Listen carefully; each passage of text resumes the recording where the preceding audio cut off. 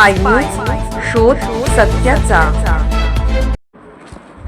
पद घेणे, प्रतिष्ठा मिळवणे आणि ती मिरवणे काहींच्या रक्तात अजिबातच नसते।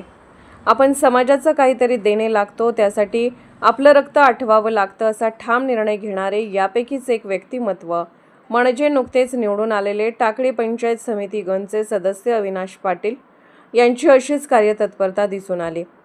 खिद्रापूर टाकळी मार्गावर हॉटेल जंगल बुक नजीक अचानक भले मोठे बाभळीचे झाड कोसळले।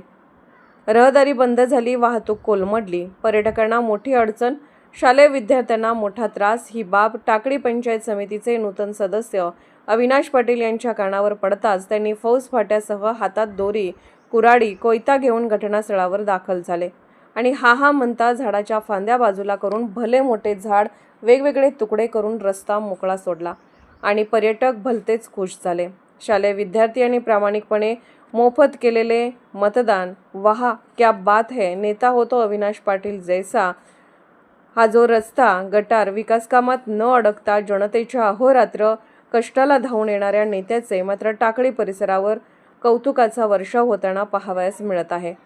अन्य स्टेटस पुढारी रस्ता बंद झाल्याचे एवढे स्टेटसमध्ये राहिले, मात्र अविनाश पाटील यांनी स्वतः रस्त्यावर उतरून आपल्या मित्रपरिवारासह कार्यकर्त्यांना घेऊन नागरिकांची वाट मोकळी करून दिली।